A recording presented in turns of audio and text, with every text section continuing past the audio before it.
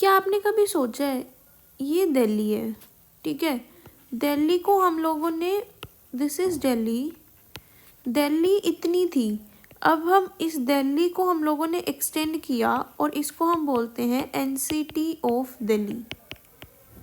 ऐसा क्यों हुआ? वाई? हम लोगों ने ऐसा करा क्यों?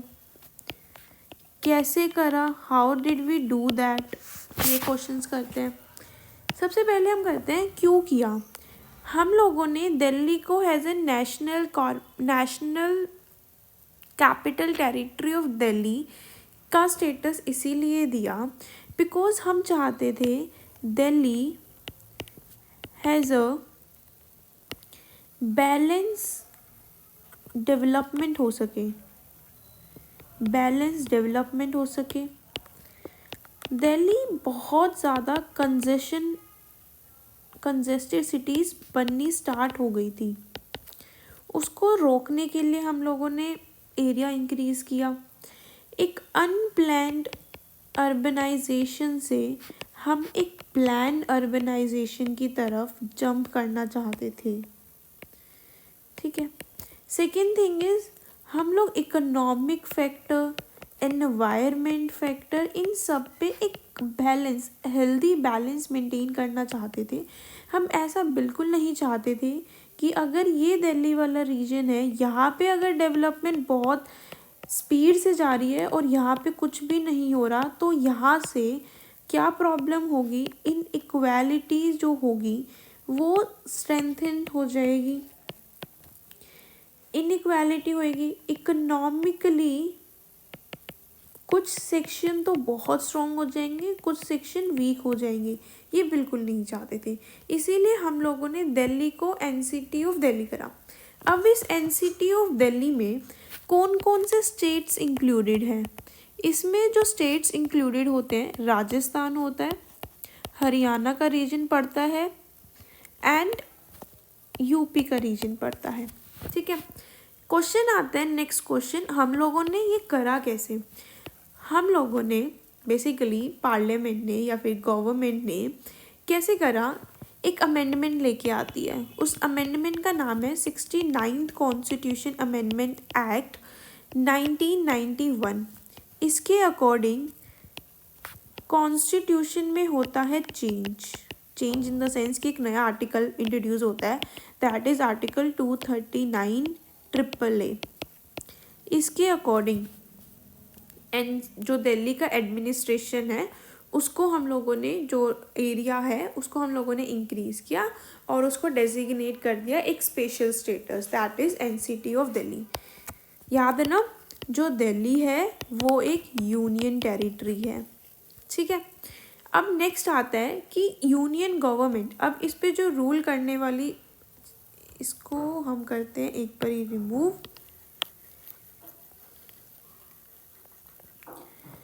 अभी देखते हैं कि भाई एक एरिया तो समझ में आ गया कि ये एरिया है, पर इसको रूल कौन करेगा? अब इसको रूल कौन करेगा या फिर इसका किंग है कौन, कौन डिसाइड करेगा? इसका किंग है दो बंदे, एक है मेरे पास यूनियन गवर्नमेंट और सेकंड है मेरी इलेक्टेड गवर्नमेंट। इलेक्टेड गवर्नमेंट मतलब दिल्ली जो स्पेशल एक दिल्ली गवर्नमेंट है, ठीक है जी। अब यूनियन गवर्नमेंट डायरेक्टली तो रूल नहीं करेगी, क्या ये डायरेक्टली रूल करेगी? नहीं, डायरेक्टली रूल नहीं होता, इसको रूल करा जाता है, मतलब रूल इन द सेंस कि एडमिनिस्टर किया जाता है बाय द लेफ्टिनेंट गवर्नर। अब आता है कुछ फैक्ट जो याद होने चाहिए बेसिकली। लेफ्टिनेंट गवर्नर को अपॉइंट कौन करता है? लेफ्टिनेंट गवर्नर को अपॉइंट करते हैं प्रेसिडेंट साहब, ठीक है। अभी इनका रोल क्या है? इसका रोल है कि दिल्ली को एडमिनिस्टर करना, दिल्ली का सब कुछ देखना, सही चल रहा है नहीं चल रहा, उनकी प्लानिंग सब कुछ वो देखते हैं, होता है ना एल्डर पर्सन, चेक करना, वो सब कुछ करते हैं लेफ्टिनेंट गवर्नर। इनके पास ना एक स्पेशल पावर है, वो स्पेशल पावर क्या है? स्पेशल पावर ये है कि ये एक ऐसे पर्सन है जो रूल बनाएंगे 3 ऐसे सब्जेक्ट्स पे, दैट कौन कौन से सब्जेक्ट्स हैं, that is also important. That is land, police पे, लैंड पे बनाएंगे, पुलिस पे बनाएंगे, पब्लिक ऑर्डर पे बनाएंगे। मतलब आपने कभी सोचा है कि जो लैंड पे, जैसे दिल्ली की किसको कैसी लैंड लेनी है, कैसे कितना प्लान्ड होना है, सब कुछ जो लैंड से रिलेटेड मैटर होती है वो यूनियन गवर्नमेंट बनाती है। पुलिस से रिलेटेड यूनियन गवर्नमेंट बनाती है, पब्लिक ऑर्डर यूनियन गवर्नमेंट बनाती है।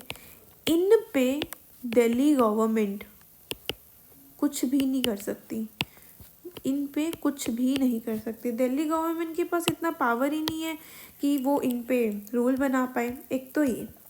सेकेंड इम्पॉर्टेंट थिंग इज अगर लेफ्टिनेंट गवर्नर को कभी ऐसा लगे कि लेफ्टिनेंट गवर्नर और इलेक्टेड गवर्नमेंट के बीच में हो गया कॉन्फ्लिक्ट ऑफ डिसीजन कि भाई लेफ्टिनेंट गवर्नर तो कह रहे हैं ऐसे सही है, पर इलेक्टेड गवर्नमेंट कहती है ऐसे, पर ये एक पर्टिकुलर सॉल्यूशन पे तो रीच नहीं कर पा रहे हैं, तो लेफ्टिनेंट गवर्नर के पास पावर है कि ये वाला जो मैटर है वो किसको भेज दे, प्रेसिडेंट को। और ये पावर किसने दी है, कॉन्स्टिट्यूशन ने खुद दी है। ये चीज़ मेंशन है आर्टिकल 239 AAA क्लोज 4 के अंडर। ठीक है, ये समझ में आ गया लेफ्टिनेंट गवर्नर की पावर क्या है। इसमें ऐसे करते करते अभी ना बहुत सारी जजमेंट आती है। जजमेंट इन द सेंस कि लेफ्टिनेंट गवर्नर तो ऑब्वियस सी बात है अपने आप को स्ट्रॉन्ग बनाएगा, अपने आप को डोमिनेंट बनाएगा। किसके ऊपर डोमिनेंट बनाएगा, वो बनाएगा दिल्ली गवर्नमेंट के ऊपर। तो ये तो अच्छी चीज़ नहीं है, तो दिल्ली गवर्नमेंट तो कुछ भी नहीं कर सकती। इस चीज़ का मैटर जाता है सुप्रीम कोर्ट में। तो सुप्रीम कोर्ट की जजमेंट में सुप्रीम कोर्ट ने बोला कि जो लेफ्टिनेंट गवर्नर है वो सुपीरियर नहीं है। किसके सुपीरियर नहीं है, to that of the elected government. Elected government के सुपीरियर नहीं है। ठीक है। सेकेंड थिंग ये कहता है लेफ्टिनेंट गवर्नर को काम करना पड़ेगा on the aid and advice of, किसकी एडवाइस पे, काउंसिल ऑफ मिनिस्टर्स की। अब ये जो काउंसिल ऑफ मिनिस्टर्स है ना, वो किस पे किसको रिस्पॉन्सिबल है या फिर किसको अकाउंटेबल है, वो है लेजिस्लेटिव असेंबली को। ठीक है। बट जो भी डे टू डे एक्टिविटीज़ होती है उसको सब कुछ करेगी elected government. Elected government here means Delhi government. ठीक है, ये सारी पावर हो गई हमारी, कैसे क्या यूनियन गवर्नमेंट करती है। अब आती है next term is about the elected government. Elected government देखते हैं अब कैसे इलेक्टेड गवर्नमेंट का सिनेरियो चलता है। इलेक्टेड गवर्नमेंट में क्या है, देखो सबसे पहली बात, दिल्ली एक ऐसी यूटी है जिसकी खुद की एक लेजिस्लेटिव असेंबली भी है। ठीक है जी। अब खुद की लेजिस्लेटिव असेंबली है, यूनिकैमरल है। यूनिकैमरल का मतलब क्या होता है, यूनिकैमरल का मतलब होता है जिसकी सिर्फ एक ही हाउस होता है, उसको कहते हैं यूनिकैमरल। ठीक है। इसके जो काउंसिल ऑफ मेंबर्स होते हैं वो कितने हैं, फिक्स्ड कर दिए हैं। कितने काउंसिल ऑफ मेंबर है, दैट इज 7। वो कैसे, क्योंकि इसकी जो मैक्सिमम स्ट्रेंथ हो सकती है वो 10% ऑफ असेंबली हो सकती है। अब आया, अरे असेंबली की टर्म कितनी है, जो असेंबली में मेंबर्स हो सकते हैं वो है 70 मेंबर्स। सिर्फ 70 मेंबर्स ही हो सकते हैं। ठीक है। इनका मेन थिंग इज जो काउंसिल ऑफ मिनिस्टर्स होते हैं, एक क्वेश्चन आता है टर्म एंड टेन्योर।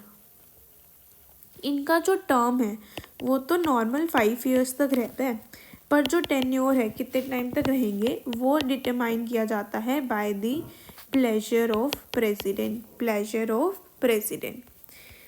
अब आता है फंक्शन क्या है, किसके फंक्शन, लेजिस्लेटिव असेंबली के। लेजिस्लेटिव असेंबली के फंक्शंस ये हैं कि वो लॉ बना सकते हैं, स्टेट सब्जेक्ट पे भी बना सकते हैं और दी कॉन्करेंट पे भी बना सकते हैं, एक्सेप्ट पर किसको छोड़ पे, दैट इज़ ना तो वो लैंड पे बना सकते, ना पुलिस पे बना सकते, ना पब्लिक ऑर्डर पे बना सकते, इन तीनों पे नहीं बना सकते और किसी पे भी बना देंगे, कोई प्रॉब्लम नहीं है। अब next one more thing is, जो काउंसिल ऑफ मिनिस्टर्स होते हैं, हम लोगों को पता चल गया कि जो काउंसिल ऑफ मिनिस्टर्स होते हैं वो टोटल 7 मेंबर्स होती है इसकी, ठीक है। इसकी जो स्ट्रेंथ है वो फिक्स कर दी गई है, जो 10% of the strength of assembly है, ये भी हम लोगों को समझ में आ गया। ये भी पता चल गया कि अकाउंटेबल होते हैं to the assembly, okay. But कभी सोचा है ये जो सीएम होता है उसको अपॉइंट कौन करता है, they are appointed by the president, president इनको अपॉइंट करता है, ठीक है। ये तो होगी एडमिनिस्ट्रेशन कैसे होता है। अभी गवर्नेंस की एक और चीज़ आती है, दिल्ली में जो प्लानिंग होनी है, कैसे कौन सी लैंड पे इंडस्ट्री सेटअप होएगी, कौन सा मटेरियल होगा, कैसे अक्रॉस द प्लानिंग होएगी, ट्रांसपोर्टेशन से रिलेटेड हो गया, हमारी हेल्थ से रिलेटेड हो गया, देन स्कूल समथिंग, सब कुछ से रिलेटेड। इसके लिए एक अलग से स्पेशलाइज्ड बॉडी है, उस स्पेशलाइज्ड बॉडी को हम बोलते हैं DDA, that is Delhi development act, Delhi development authority, ठीक है। जो कौन सी मिनिस्ट्री के अंदर पे आती है, it comes under the ministry of housing and the urban affairs, तो ये सिनेरियो चलता है दिल्ली रूल कैसे होती है। इसका मतलब दिल्ली गवर्नमेंट के पास कुछ खास पावर तो है नहीं, ठीक है। एक अगर में हम ओवरव्यू देखें तो बस हम लोगों को यही चीज़ें करनी है कि दिल्ली है, क्यों बनाई गई थी, कैसे बनाई थी, ये सब कुछ कॉन्स्टिट्यूशन के थ्रू हो गया। Ruling union government, elected government. अब कहते हैं ना एक कॉन्फ्लिक्ट है, union government strong, Delhi government में कोई पावर ही नहीं बची है, बिकॉज एक थिंग, जो लेफ्टिनेंट गवर्नर होता है ना वो काम करता है on the behalf of the president, ठीक है। This is all about the special provision of Delhi.